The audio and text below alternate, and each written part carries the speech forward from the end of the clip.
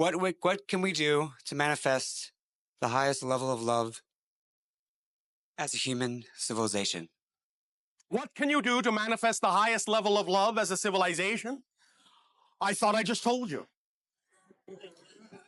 I'll tell you again, more simply. Listen clearly. The vibration you call excitement, joy, happiness, every single time you act on whatever it is in your life at any given moment, be it just a momentary thing or a lifelong project, does not matter. Whatever at any given moment out of all the options available to you that you can take action on at that moment, whichever one contains the highest amount of excitement that you have the greatest degree of ability to take action on it. Then you will be saying, I am committed to being in alignment with my highest vibration. I am committed to receive through synchronicity what that high vibration will bring me next for me to act on. And that's all you need to do. Is that too simple? Is that too simple? That's all you need to do. Every moment, you look around at all the options available to you in your life. It may be a project that you are excited about, or at any given moment, it may be simply taking a walk on the beach, in the forest, having lunch with a friend, because we know you have lunch. If that is the most exciting thing at that moment out of all the options available to you, do it.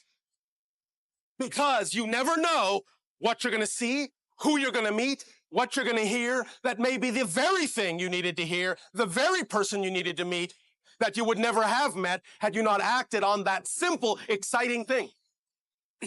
When you all put the expectations and the limitations on the things in your life that seem to make no sense. In other words, you could say, well, I'm very excited about this. I can't do anything about that right now, so what else is exciting? And suddenly something comes up that seems to have no connection whatsoever. The point is it doesn't have to appear to have a connection on the surface.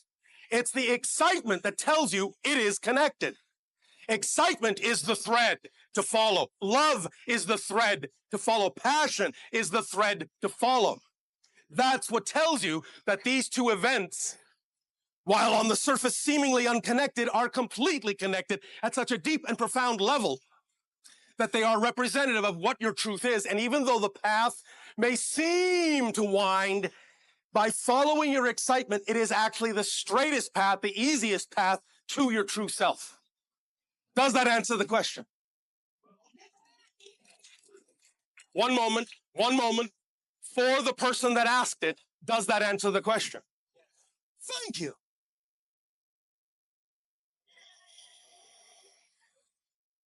Thank you very much, Bashar. And to you, good day. Good day. I've had many profound interactions and remembrances, and I wish very much to open myself to a more first-person connection. Well, go right ahead. What's stopping you? I feel like it is happening. Oh, all right. Is there, well, any way to speed it up? Any way to speed it up? We perceive that you already know the answer to this. Yeah. Well, but let me ask you a question in return, if I may. Please. What's your hurry? Do you not trust the perfect timing of your life? I trust it completely. Well, then there is no need to speed anything up, because if you know that your life unfolds in perfect timing, then aren't you having fun where you are right now?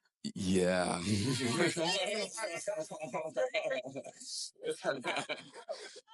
Please, all of you, remember this. In a sense, you have all laid out certain kinds of experiences. You have all made certain kinds of appointments in your life to experience certain things in a certain kind of timing. There is absolutely no way, if you just stay present, that you can miss any of those appointments. You can miss any of those timings. Paradoxically, the only way to miss an appointment is if you spend time worrying you will miss the appointment. So if you don't worry you will miss the appointment, you will trust that your life will unfold as it needs to, bringing you what you need when you need it. and you will see that your timing, not time, your timing will be flawless. Does that make sense? Absolutely. Thank you. Thank you. Hello, Bashar. And to you, good day.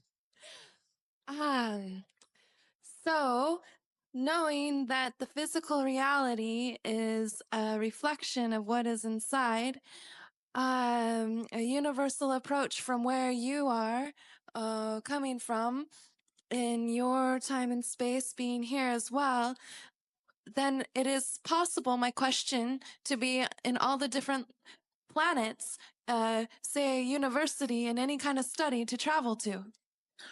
It is possible to be anywhere you wish to be simultaneously, but understand, when you say you, it requires a little definition. Because there is you, the physical personality. There is you, the combined idea of the physical and higher mind. There is you, the spirit, you, the soul, you, the oversoul. And the different aspects of the being that you are as an aspect of creation can be in different places and is everywhere at once. But you will only experience yourself in different places as to what is appropriate for the different level of the you are seeing the reality from. Did that make sense in your language? Yes. Are you sure? Well, All right. I feel it planted a seed for sure. All right. The idea simply is yes, as a consciousness, as an aspect of creation, you are all everywhere at once on the greater level. But you create the idea of levels in order to have very specifically focused experiences. So while you as a physical human on earth can gain some degree of access, some degree of awareness to the idea that there are other levels of you in other places at the same time, and you can focus on those from time to time in different ways to access and download knowledge from all the different places, the greater you exists, that's not always necessary, because the idea is that once you download knowledge, you need to focus that knowledge through the personality that you are specifically focused as in order to apply that knowledge in your specific physical reality. Did that make sense? Yes. Does that help? Yes. Thank Thank you.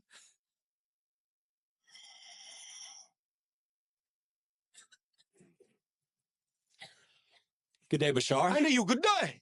Thank you so much for being here with us always. My question pertains to the Gulf oil gusher. I know in the past, you or members of the Federation have intervened when there's going to be nuclear bombs possibly detonated, whether you've intercepted them or scrambled codes. Is this correct? Codes have been scrambled when it appeared that the idea of a nuclear event would be large enough to penetrate the barriers between dimensions. We will not intervene on small scales of things that only affect your world because it's your world. I was thinking, well, one, I'm really concerned about the oil gusher, and All right, well, what are you going to do about it? please, I would love any suggestions you have for us. Well, get involved. How do you want that experience to be a reflection of the kind of change you wish to make in your world? And when you answer that question and become active in that direction and change your world accordingly, then you will have your answer. Is there any stopping it? Of course there is. Any But it is up suggestions? to you to become more of who you are, so that when you are more of who you are on the appropriate level of frequency, you will then be given the inspirations you need to be given that can be put into place in your world that will make a difference. Because you see, remember, you cannot perceive what you are not the vibration of. If you see it as a problem, if you are coming from a level of energy that sees it as a problem, then that is not a level that can actually attract the inspiration that, in a sense, will change that, will make it a challenge that can be transmuted. Your own Albert Einstein said, you cannot solve a problem from the level in which the problem was created. So the idea is that the more you are all who you truly are, truly wish to be on that frequency, then just by being on that frequency, you will automatically find yourself being inspired with creative solutions to things that by not being on that frequency, you cannot come up with. Your imagination can't provide you with. But when you are on that frequency, then your imagination, being the conduit to the higher self, will allow the higher self to speak to you clearly, and you will get that through inspiration, and you will be given ideas that you can then implement in your world that will change these things in positive and constructive ways. Does that make sense? It does make sense. I see opportunity in using seeing the Gulf oil gusher as an example of more of a reason to get off of the old oil, the old energy, and move on to new renewable, sustainable sources. But maintain the idea would be our suggestion only from a positive point of view. In other words, rather than saying, do not do this, say, do this instead. Yes. You understand? Yes. So understand that this is also a blessing.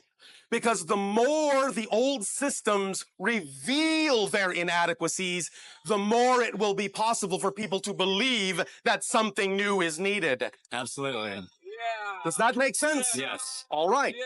So use every single situation as an opportunity. Use every single situation as a blessing. Remember, no matter what happens, it is neutral. Only if you define it as negative do you then get a negative feedback effect. But if you define it as an opportunity to do something positive, then you will only get a positive feedback effect. Yes. Make sense? Yes. It all depends how you define it, because nothing has built-in meaning. Right. Nothing. Now, I've heard you talk of the joke within y'all's society is that we're referred to as the masters of limitation. Yes, that is our nickname for you. Now, But what that means is that you actually, rather than being a kindergarten class, are actually a master class.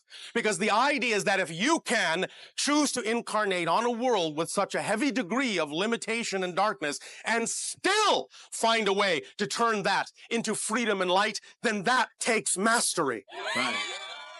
Yeah.